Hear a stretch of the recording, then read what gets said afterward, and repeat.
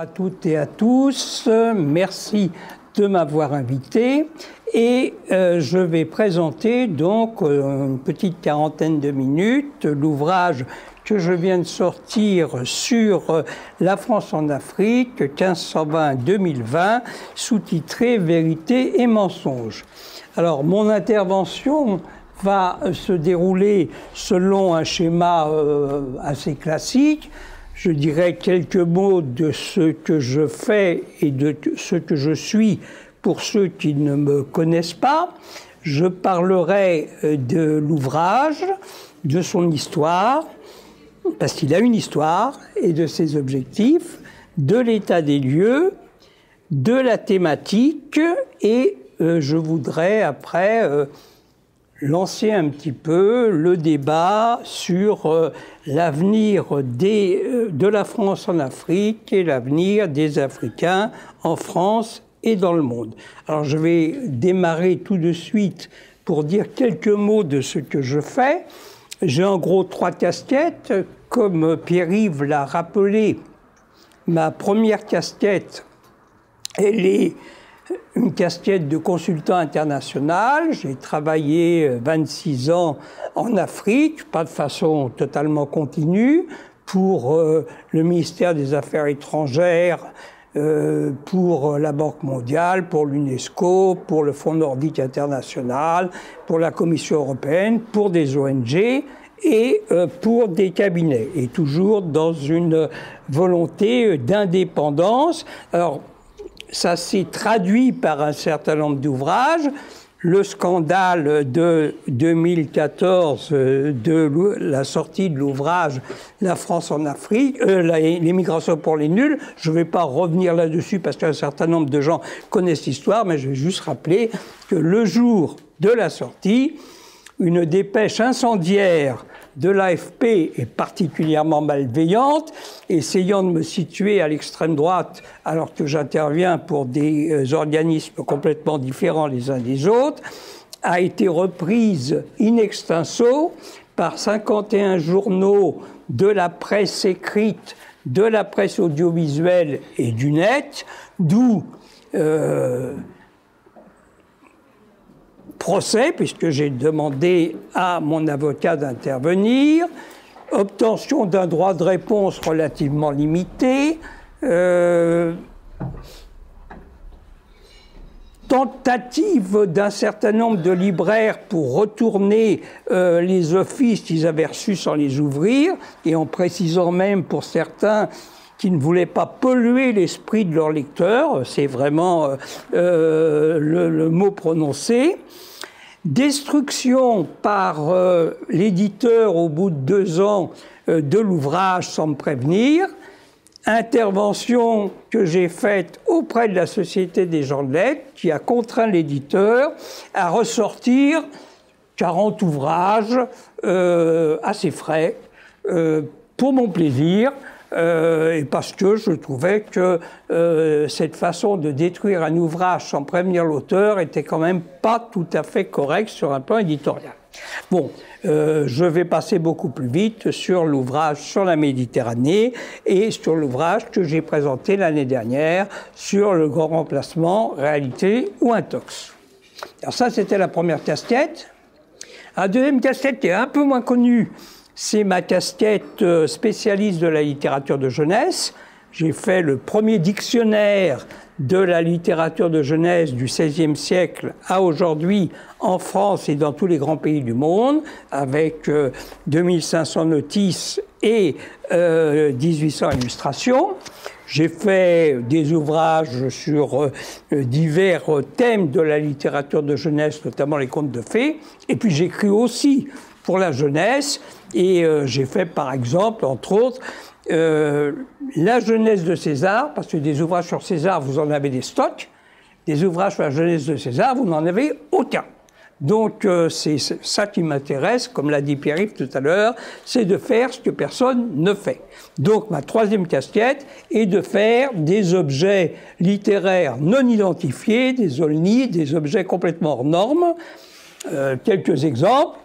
Le Tour du monde en 80 cocktails, prix Spirit Bar 2015, non pas parce que mes cocktails sont meilleurs que les autres, mais parce que tout simplement, il y a 80 aquarelles dedans qui mettent en scène l'imaginaire de chaque cocktail. À quoi vous rêvez quand vous êtes en train de boire un screwdriver, ce qui n'est pas la même chose qu'un Aperol Spritz, ce qui n'est pas la même chose qu'un Moscow Mule.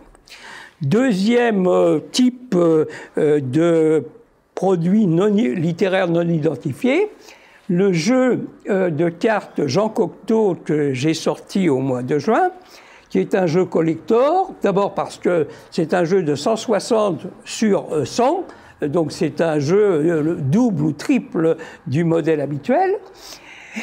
Il est tiré un tout petit nombre d'exemplaires. Il a été fait à partir des dessins de Jean Cocteau et des textes de Jean Cocteau.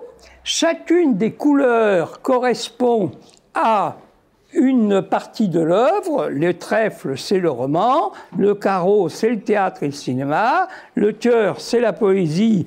Et le pic, ce sont les essais de la correspondance. Et donc, toutes les figures correspondent aux diverses passions, aux diverses connaissances de Cocteau, et toutes les cartes numérisées, vous voyez par exemple là, le 8 de pique, sont accompagnées d'une citation dans laquelle il y a le même mot que le même chiffre que celui qui est sur la carte. C'est une citation d'Opium. Bon, ça n'avait jamais été fait, et c'est mon plaisir de faire ce que personne ne fait, comme j'ai dit. Alors j'aurais pu attendre, parce que l'année Cocteau, c'est 2023. Le comité Cocteau qui a approuvé, parce que ça a été fait quand même avec son accord, le comité Cocteau qui a approuvé m'a dit mais pourquoi maintenant ? Mais j'ai dit, parce qu'en 2023, je ne suis pas tout à fait sûr d'être là, donc il vaut mieux prendre les devants.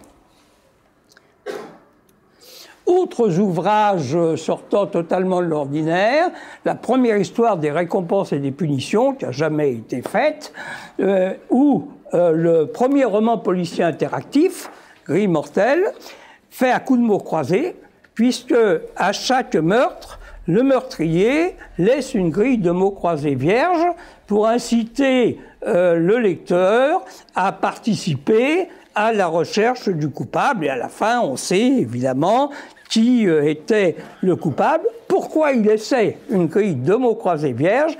Et si vous-même, vous aviez tenté de remplir ces grilles de mots croisés, peut-être que vous auriez trouvé, avant les flics, qui ont eu vraiment beaucoup de mal à le faire. Alors, quelques-uns de ces ouvrages sont là-bas. Si certains sont intéressés, c'est vendu à prix coûtant, c'est-à-dire au prix où je les paye moi-même, c'est-à-dire entre 30 et 60% de réduction sur le prix normal. J'ai assez parlé de moi, je vais parler de l'ouvrage. Alors, cet ouvrage, il a une histoire. Il faut être honnête, c'est pas une nouveauté pur sucre. Il y a un premier ouvrage qui est sorti en 2002, une deuxième version qui est sortie, en 2004, une deuxième version qui est sortie en 2006, une troisième version qui est sortie en 2008. Vous voyez, d'ailleurs, à chaque fois, le titre est un peu plus gros. Bon, c'était sorti chez Acropole de Pré-aux-Clercs, c'est la même maison d'édition. Et le directeur m'a dit, quand je lui ai dit en 2010, c'est épuisé, m'a dit ça suffit, hein, on va pas ressortir un ouvrage tous les 2 ans, ça nous coûte très cher, ça oblige. Bon, j'ai dit vous avez raison, j'ai laissé reposer pendant une douzaine d'années, et comme ça devait être le sommet franco-africain de Bordeaux au mois de juin et le démarrage de l'année de l'Afrique, je me suis dit, bon, je vais faire 1520-2020, on va le sortir au mois de mai, et on va le sortir chez Pierre-Guillaume de Roux, puisque j'avais sorti déjà le grand remplacement chez Pierre-Guillaume de Roux. Petit problème, je fais l'ouvrage, Pierre-Guillaume de Roux me dit j'ai besoin, hein, si l'ouvrage sort au mois de mai, il faut que j'ai le texte, les cartes, la chronologie et tout, au mois de Noël, aux alentours de Noël.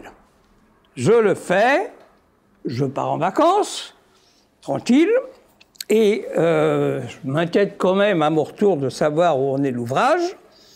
Je n'ai pas de réponse. Et j'apprends au mois de mars que mon éditeur a déposé son bilan et qu'il est en redressement judiciaire. Vous avez un ouvrage, il est fini. À l'époque, on ne sait pas encore que le sommet franco-africain va être annulé.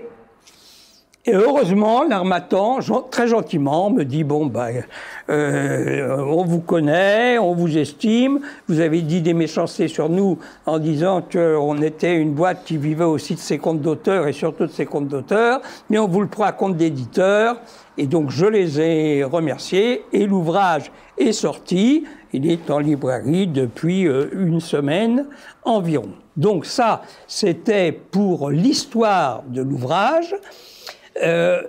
Pourquoi il y a eu quand même beaucoup de changements entre les premières éditions et cette édition-là. Et entre nous, je ne vais pas me faire de la publicité, mais si vous avez une des anciennes versions, achetez pas la nouvelle, parce qu'il y a 60% de l'ancienne version qui est dans la nouvelle.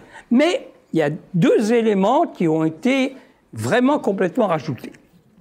Le premier, c'est que j'ai commencé à travailler avec les diasporas africaines en France. Et donc, travaillant avec les diasporas, j'ai écrit un premier ouvrage sur les Africains de France et j'ai continué à nouer des relations avec elles. Pas toujours facile, mais ça me donne quand même un autre point de vue. Deuxième chose, avec l'association Solidarité Internationale, qui est une association africaine, qui se situe d'ailleurs à gauche, j'ai coordonné scientifiquement l'exposition sur la caravane de la mémoire, qui tourne en France depuis 2015 et qui tourne aussi en Afrique, au Bénin, au Sénégal, à Madagascar. Bon. Et puis j'ai coordonné, ce qui a été beaucoup plus difficile, le livre sur les forces noires africaines avant, pendant et après la guerre de 14-18. Et ça m'a ouvert un certain nombre d'horizons sur plusieurs éléments qui n'apparaissaient pas véritablement dans l'ouvrage. C'est pourquoi il y a à la fois dans cet ouvrage qui vient de sortir du vieux et du neuf. J'enchaîne. Alors, il y a quand même un certain nombre d'objectifs à l'ouvrage. Si je peux dire, le premier objectif, c'est de ne pas faire un ouvrage scientifique avec une bibliographie qui est à peu près aussi importante que le texte lui-même, mais de faire un travail de vulgarisation scientifique pour permettre au grand public d'avoir une connaissance quand même importante de l'ouvrage en question, que ça soit d'une lecture relativement facile. Deuxième objectif auquel je tenais, c'est nourrir l'ouvrage à partir des recherches françaises et aussi des recherches africaines. Et ça se voit même dans la typographie de l'ouvrage, quand tout le monde est d'accord sur le passé, sur une partie du passé de la France en Afrique, c'est en italique, et quand c'est nouveau ou que les gens ne sont pas d'accord, c'est en romain avec les thèses des uns et les thèses des autres et les éléments des démonstrations. Et troisième objectif, c'est pas simplement un ouvrage qui fait un état des lieux, c'est un ouvrage de combat. Pas un ouvrage de combat contre X ou contre Y, un ouvrage de combat contre les idées reçues, contre la désinformation, contre tout ce qui pollue notre vision du passé, du présent et du futur de la France en Afrique. Alors voilà pour l'ouvrage, voilà pour les objectifs de l'ouvrage. Je vais passer maintenant à l'état des lieux. L'ouvrage ne concerne que l'Afrique subsaharienne francophone. C'est là que j'ai fait la quasi-totalité de mes missions, même si j'ai fait beaucoup de choses au Maghreb et notamment au Maroc. J'ai visité, je crois, à peu près 80% des pays d'Afrique, mais sur certains, je ne suis pas compétent, je n'ai pas la qualité d'expertise qui me permet de développer un ouvrage sur la totalité de l'Afrique. Je me suis donc limité à ce que je savais faire, c'est-à-dire travailler sur 5 siècles de présence de la France en Afrique subsaharienne francophone. Et alors, les quelques-uns qui ont lu l'ouvrage se sont dit, mais enfin, on ne comprend pas, là. Vous dites 1520, 2020, puis vous commencez avant. 1520, entre nous, c'est une date pratique. Les premiers bateaux français sur les côtes de Guinée sont venus entre 1515 et 1530. Mais enfin, c'était plus pratique dès que 1520-2020. Mais surtout, si on commence strictement en 1520, il y a des tas de choses qu'on passe sous silence. La première chose qu'on passe sous silence, c'est la traite arabo-islamique. Cette traite arabo-islamique, elle a fait 11 millions de victimes. Ça n'excuse pas la traite atlantique qu'on a fait à peu près autant. Mais si on ne comprend pas la traite arabo-islamique avec ses 3 versions, la version sahélienne, la version égyptienne et la version zanzibarienne, on ne peut rien comprendre à la traite atlantique. Premier point. Deuxième point, la confusion perpétuelle entre, et faite aujourd'hui malheureusement, y compris dans les médias, entre l'esclavage et la traite. Ça n'a aucun rapport. Enfin, j'exagère un peu. Ça a des rapports qui sont beaucoup plus difficiles qu'on imagine. L'esclavage, ça existe depuis l'Antiquité.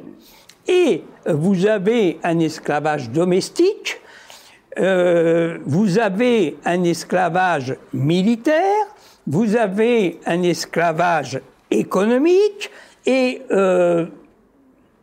l'esclave, parfois peut être affranchi, parfois peut même être libéré. Et donc cette histoire de l'esclavage, elle traverse tous les siècles, et il y a encore aujourd'hui des formes d'esclavage plus ou moins directes. Ça a été aboli officiellement par la Mauritanie en 1980 seulement, et ça existe encore en partie au Sénégal, et il y a des formes d'esclavage plus ou moins discrètes qui existent dans les pays du Golfe et autres. La traite, c'est pas du tout ça. La traite, c'est un objectif commercial. On fait de l'argent avec des noirs qu'on va rafler ou qu'on va demander à des chefs africains de rafler pour le compte des traiteurs. C'est une opération commerciale qui vise la rentabilité, et l'exemple de la traite atlantique est bien l'exemple triangulaire. On rafle des Noirs, on les envoie dans les colonies de l'époque, Saint-Domingue ou les possessions caribéennes ou ce qui va devenir plus tard les États-Unis. On les échange contre des produits qu'on ramène en France.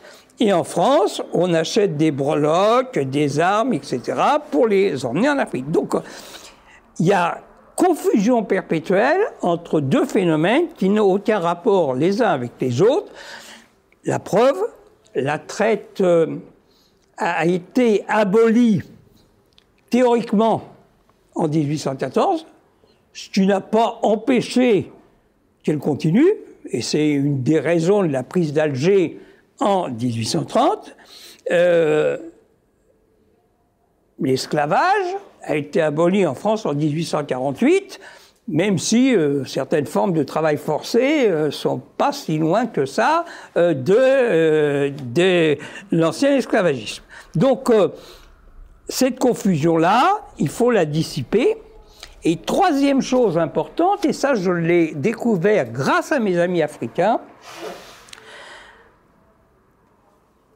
l'Afrique avant la colonisation, c'est pas une page blanche.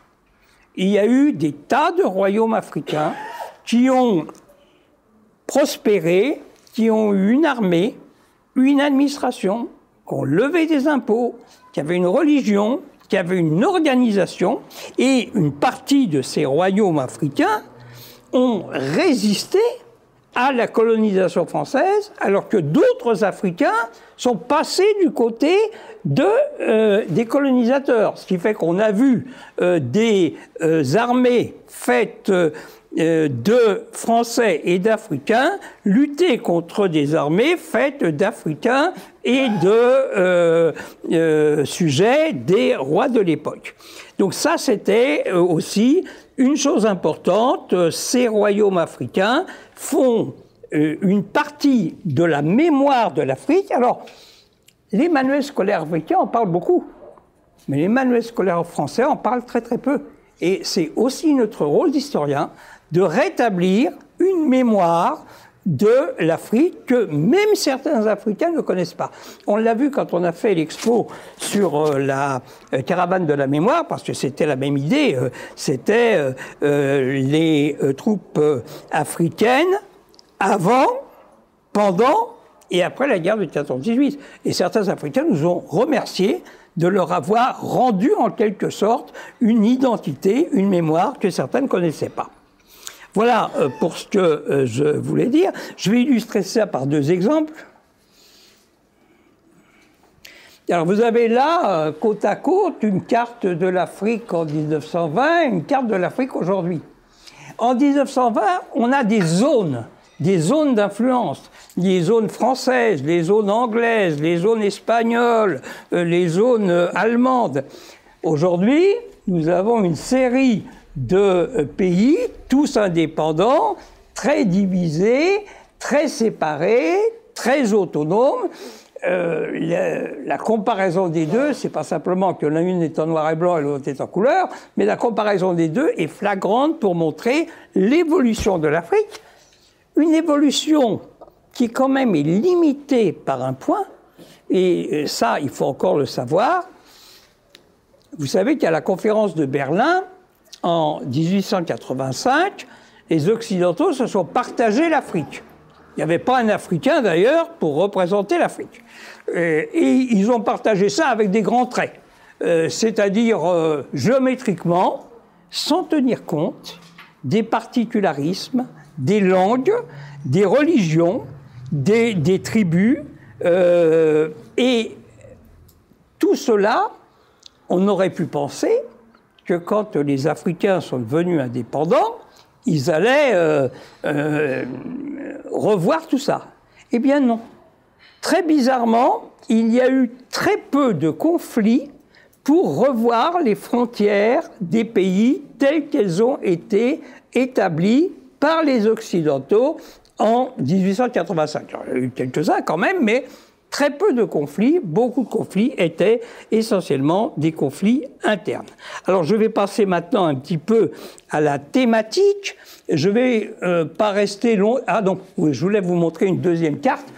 Vous voyez, ces royaumes africains, on en a fait une sorte de carte un peu rapide parce qu'il est très difficile de délimiter exactement le pourtour de ces royaumes africains, mais ça représentait, avant la colonisation, une partie très importante quand même du territoire africain.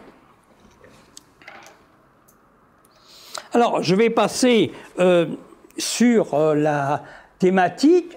Je ne vais pas développer chacun des thèmes parce que là, on n'aurait jamais fini, mais peut-être dire quand même que mon travail sur la désinformation concerne à la fois la désinformation vis-à-vis du passé de la France en Afrique, la désinformation vis-à-vis du présent de la France en Afrique, et la désinformation vis-à-vis des prédictions sur le futur de la France en Afrique et sur le futur des Africains en France. Alors on peut retrouver un certain nombre de thématiques connues.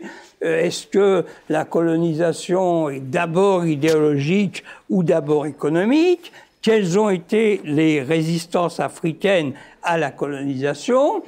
quelle a été la participation réelle des Africains à la guerre de 14-18. Et là-dessus, il y a quand même un certain nombre de légendes qu'il faut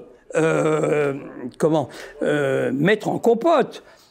Certains ont dit les Africains ont servi de chair à canon pour permettre aux Français de s'abriter derrière eux et de les envoyer en première ligne. C'est pas complètement faux. C'est pas complètement faux parce que quand on regarde la façon dont les offensives ont été menées, pourquoi mettait-on les Africains souvent devant? Parce que les Africains, ils fonctionnaient essentiellement avec leur coupe-coupe. Et leur coupe-coupe, il était adorné de colliers, et dans ce collier, il y avait les oreilles coupées des ennemis. Imaginez la tête de l'ennemi quand il voit arriver devant lui un Africain avec des coupes-coupes et ses oreilles en chapelet. En même temps, ça n'a pas toujours marché, loin de là, parce que, par exemple, au Chemin des Dames,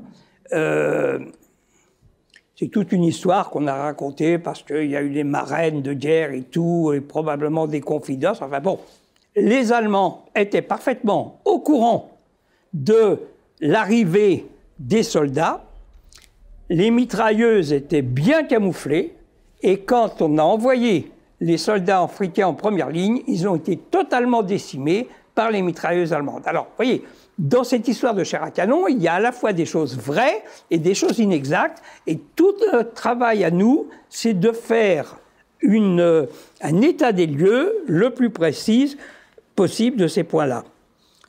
Autre sujet qui divise l'Empire français.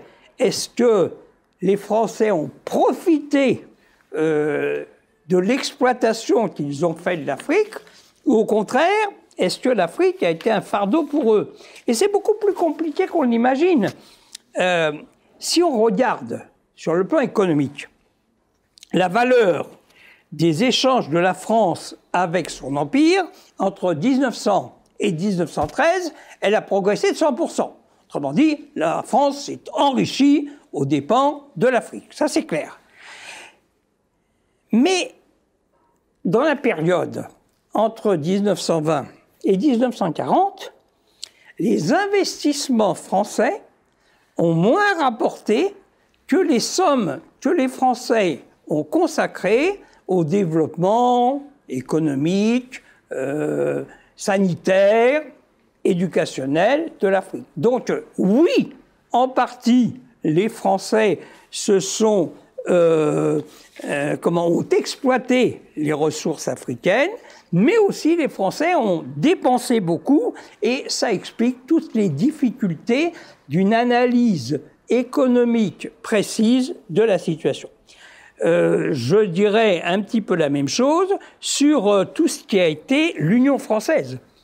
On a beaucoup critiqué l'Union française, mais finalement, l'Union française, par le fait qu'elle a introduit la démocratie dans chaque pays pour que les Africains élisent leurs députés à l'Assemblée nationale, elle a fait un travail de démocratisation. Alors on peut le discuter parce que c'est la démocratie à l'occidentale, c'est peut-être pas ce qui convient au mode de vie africain, mais du moins ça a fonctionné, même si certaines élections ont été très controversées, disons.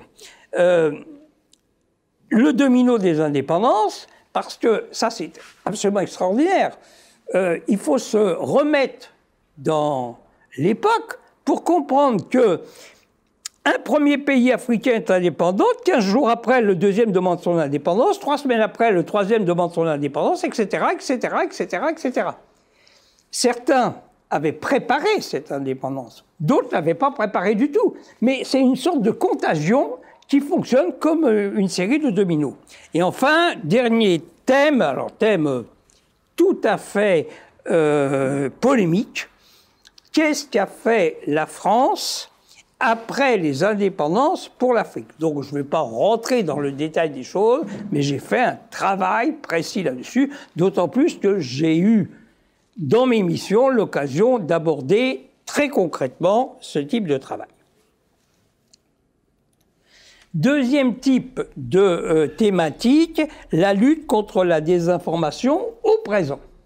Alors, il y a d'abord cette notion de coopération qui est souvent mal comprise parce qu'il y a à la fois la coopération institutionnelle, la coopération sanitaire, la coopération éducative, la coopération militaire, avec des variations selon les pays. Je me suis attaché à explorer pendant 20 ans, juste après les indépendances, chacun des pays africains qui a obtenu l'indépendance. Et il n'y a aucun rapport entre la façon dont chaque pays a vécu son indépendance. Il y en a pour lesquels la France est intervenue militairement, il y en a pour lesquels la France a laissé les Africains se débrouiller entre eux, il y en a pour lesquels la France a retiré, la Guinée étant un exemple parfait, a retiré toute sa coopération, il y en a pour lesquels la France a au contraire passé son temps à augmenter sa coopération. Bon, c'est un thème très polémique et c'est un thème qu'il faut essayer de traiter le plus précisément possible. Qui dit coopération dit aussi intervention de la France.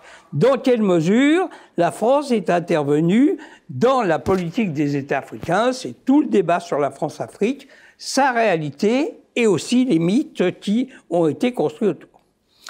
Problème de l'aide au développement et dans quelle mesure cette aide au développement aide vraiment l'Afrique, dans quelle mesure elle ne fait pas une confiscation d'un certain nombre de ressources africaines, et dans quelle mesure, et là je suis tout à fait conscient de développer une thèse parfaitement hérétique, dans quelle mesure l'aide au développement freine le désir d'émigration. Or, j'ai montré, et je crois l'avoir prouvé, que loin de freiner le désir d'émigration, l'aide publique au développement l'augmente. Et je vais rester 2 minutes là-dessus parce que c'est vraiment un débat. Si on regarde les chiffres, l'immigration légale et l'immigration irrégulière en provenance d'Afrique sont en augmentation régulière. Et pourquoi donc l'aide au développement augmenterait le désir d'émigrer? Pour réussir son immigration, il faut en quelque sorte 3 conditions. Il faut avoir quelque chose à vendre, sa force de travail, ses idées, ses capacités d'invention. Or, la France a beaucoup investi dans l'éducation. Elle a donc aidé ces pays à augmenter leur potentiel créatif et leur potentiel énergétique et leur potentiel intellectuel. Sauf qu'il n'y a pas en Afrique, aujourd'hui, suffisamment de place pour satisfaire ces diplômés. Donc, très naturellement, leur première idée, c'est de partir, vendre leur savoir ailleurs, et c'est parfaitement compréhensible. Deuxième point, l'aide au développement apporte de l'argent. Pour réussir sa migration, il faut à la fois pouvoir financer son départ, rembourser ceux qui vous ont aidé à le financer et tenir le choc pendant un certain temps là-bas. Donc là encore, l'aide au développement va pousser les Africains à avoir un peu plus de ressources pour partir. Et troisième point, et peut-être le plus important, et on le voit bien quand on travaille avec les diasporas, il faut un réseau relationnel.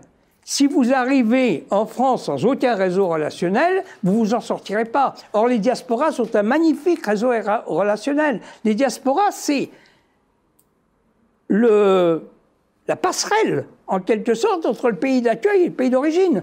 C'est eux qui vous donnent des contacts, c'est eux qui vous fournissent, qui vous aident à vous fournir des papiers, qui vous aident à trouver un travail, qui vous aident à trouver un logement, etc. Donc, la présence des diasporas est un élément positif pour le développement de l'émigration, d'autant plus positif que quand un membre des diasporas revient dans son pays, il ne revient pas les mains vides, il ne revient pas menotté, il va au contraire investir un maximum pour montrer qu'il a réussi, même s'il s'est lui-même fait beaucoup de mal pour cet investissement. Et donc il donne l'exemple d'une réussite qu'un certain nombre de gens vont suivre. Alors, ça pose problème, on pourra tout à fait en discuter. Je voudrais passer maintenant très vite sur, pour ne pas ralentir le débat, sur 2 ou 3 points.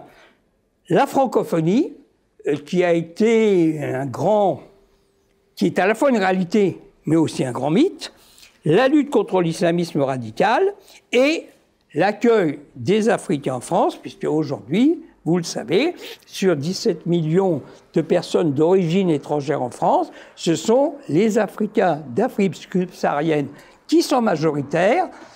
Ils le seront d'autant plus que, alors que la transition démographique existe, par exemple, dans les pays du Maghreb, transition démographique, ça veut dire qu'une fille fait moins d'enfants que sa mère, qui faisait moins d'enfants que sa grand-mère, etc.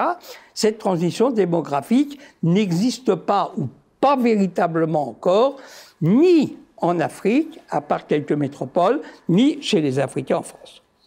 Je voudrais enfin aborder rapidement la thématique de la lutte contre les prédictions aventureuses. Alors,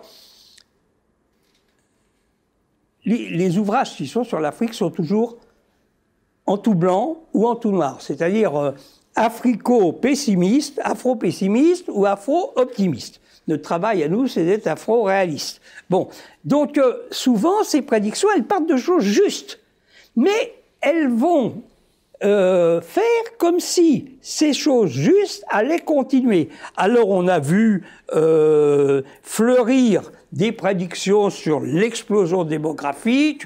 Dans 50 ans, l'Afrique fera 40% des habitants de la planète. Sur la Chine-Afrique, les Chinois ont remplacé les Français. Sur la croissance africaine, bien sûr elle existe, cette croissance africaine, mais quand on travaille sur la croissance africaine, il s'agit de la croissance africaine formelle, qui laisse de côté toute l'économie informelle. Et d'autre part, la croissance africaine économique, il faut la mettre en liaison avec la croissance africaine démographique. Si un pays a du retard au départ et qu'il a une croissance démographique plus forte que sa croissance économique, le retard ne se rattrapera jamais. Nous avons voulu développer la démocratie en Afrique. Ce développement, il a réussi dans un certain nombre de pays. Il y a des pays dont on peut dire que ce sont des véritables démocraties avec des journaux libres, etc. J'ai fait 28 missions au Sénégal. Les petits Sénégalais travaillent maintenant sur les manuels scolaires que j'ai fait avec mes collègues africains. Bon, des choses faites par eux, pilotées par eux, écrites par eux, illustrées par eux, gérées par eux, etc. Mais cette démocratie ne ressemble pas toujours au modèle démocratique que nous avions nous-mêmes. Le califat africain, alors vous avez un certain nombre de gens qui vous disent « ça y est, l'Afrique, c'est l'islamisation ». Il y aura peut-être un califat au Sahel. Ça, c'est pas du tout exclu. Ça ne veut pas dire automatiquement que le califat se développera dans toute l'Afrique. Et puis alors il y a les dramaturgies habituelles, la dramaturgie climatique, la dramaturgie épidémiologique et la dramaturgie migratoire, la subversion migratoire. Donc là, il faut être très précis, très analytique. Et pour être encore plus précis, je veux dire qu'on peut faire des prévisions à 5 ans. On peut faire des hypothèses sur 10 ans. Ceux qui font des prévisions sur 50 ans ont toutes les chances de se planter parce que Hervé Lebras, avec lequel je partage vraiment pas grand-chose, a dit lui-même « Tous ceux qui font des prévisions à 50 ans ont 98% de chances de se tromper » et je pense que c'est dans tout ce qu'il a écrit, c'est à peu près la seule chose que je retiens. Alors, pour partir vers l'avenir maintenant, ce qui est intéressant, c'est quel est l'avenir de la France en Afrique? Alors les Africains ont fait eux-mêmes des projections, puisqu'ils ont établi 4 scénarios. Les lions pris au piège, c'est-à-dire la survie. Les lions faméliques, c'est-à-dire la déstabilisation, les violences. Les lions sortent de leur tanière, alors une nouvelle génération va émerger, des entrepreneurs, des femmes, des créateurs, et les lions marquent leur territoire, donc là, c'est l'Afrique qui devient le champion de l'économie, avec l'exportation, et quelque chose qui n'est pas faux quand même, une capacité d'attraction à la fois touristique, mais aussi scientifique. Je reviendrai juste là-dessus. Nous avons aussi fait nos scénarios. La France se dit, bon, est-ce qu'il faut continuer à intervenir? Alors on va dire, c'est le gendarme. Est-ce qu'il faut se retirer? Alors on va dire, ça sert à quoi d'être venu pour partir? Est-ce qu'il faut attendre? Alors ça, c'est le pire de tout, parce que vous gelez tout ce qui est en cours et vous épuisez ceux qui sont investis. Ou est-ce qu'il faut se repositionner? Se repositionner comment? Avec... en donnant de l'argent aux Africains et pas aux États, pas facile, possible mais pas facile. En convainquant l'Europe qu'elle doit s'investir, possible mais pas facile. Et donc ce débat sur l'avenir de la France en Afrique se double d'un autre débat sur l'avenir des Africains en France. Un grand nombre d'Africains quittent l'Afrique, mais alors que les migrations étaient surtout interne, les migrations commencent à devenir maintenant externes. C'est-à-dire, on quitte l'Afrique, non pas pour un autre... On quitte son pays d'Afrique, non pas pour un autre pays d'Afrique, mais pour un autre continent. On était à 90-10 entre migration interne et migration externe, on est à 50-50. Deuxième chose, s'installer en France. Oui, on l'a dit, il y a un grand nombre d'Africains qui se sont installés en France et beaucoup d'enfants de couples mixtes ou de couples étrangers africains qui ont eu des enfants en France. S'installer dans un autre pays. Alors, j'ai utilisé un terme qui a révulsé toute l'extrême gauche, c'est le terme de shopping migratoire. Mais c'est tout simple. Ils font ce que nous faisons nous aussi. Quand on va dans un pays, on cherche quels sont les meilleurs avantages et les pires inconvénients. Qu'est-ce que font les Africains? Exactement la même chose. Si on veut étudier, la France c'est plutôt bon. Si on veut se soigner, la France c'est très très bon. Si on veut bénéficier d'aide sociale, la France c'est assez bon. Si on veut trouver un logement, la France c'est pas terrible. Si on veut trouver du travail, la France c'est une des pires solutions. Et si on veut bien être accueilli par les populations qui vivent sur le pays, ça dépend véritablement des régions et c'est vraiment pas facile. Donc, cette histoire de shopping migratoire qu'on va beaucoup reprocher, c'est tout simplement quelque chose de normal. Alors, retourner en Afrique. Bon, quand on interroge les étudiants africains, on leur dit « Qu'est-ce que vous faites après ?» Beaucoup disent « On va retourner en Afrique ». Et quand on regarde la réalité des choses, ils sont beaucoup moins nombreux à y retourner. Alors, j'ai fait une proposition. J'ai fait une proposition au ministère de l'Éducation en disant faisons une étude, très simple, prenons un échantillon pour voir combien d'Africains étudient en France, combien arrivent à étudier sans être obligés de faire des petits boulots par ailleurs, combien passent leur diplôme, et qu'est-ce qu'ils font une fois l'avoir obtenu. Et on m'a dit c'est une très très bonne idée, mais c'en est resté là. Enfin, certains imagine l'inversion des flux. C'est-à-dire que ce n'est plus les Africains qui vont aller ailleurs, c'est l'ailleurs qui va aller en Afrique. C'est pas complètement faux. C'est le problème de l'immigration virtuelle. Vous avez aujourd'hui des Africains qui travaillent en Afrique, payés par des organismes du Nord, on le voit sur le marketing téléphonique, sur le secrétariat, sur plein de choses, moins bien payés peut-être que les gens du Nord, mieux payés que leurs compatriotes. Et du coup, qu'est-ce qu'on fait? Est-ce que je reste en Afrique avec ma famille en étant payé par les gens du Nord ou est-ce que je pars? C'est tout le problème de l'immigration virtuelle.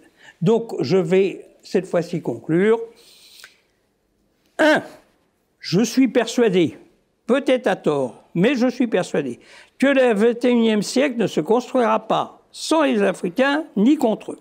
Et que ça pose deux questions, la capacité de changement des mentalités africaines et la capacité des États africains à s'organiser. Et puisque j'ai utilisé beaucoup de mots et de moins en moins d'images, je vais terminer par une image. Regardez cette belle carte. C'est la carte du Fonds monétaire international, qui a donc bien séparé les diverses organisations internationales, communautaires africaines. On a l'impression que toute l'Afrique est innervée par un système organisationnel. Sauf que sur le papier, ça marche bien, mais dans la réalité, ça marche beaucoup moins bien que ça. Voilà ce que je voulais dire pour terminer. Je vous remercie de votre attention et maintenant, à vous de jouer. Si vous souhaitez vous procurer les ouvrages mentionnés dans cette vidéo, rendez-vous dans les liens en description.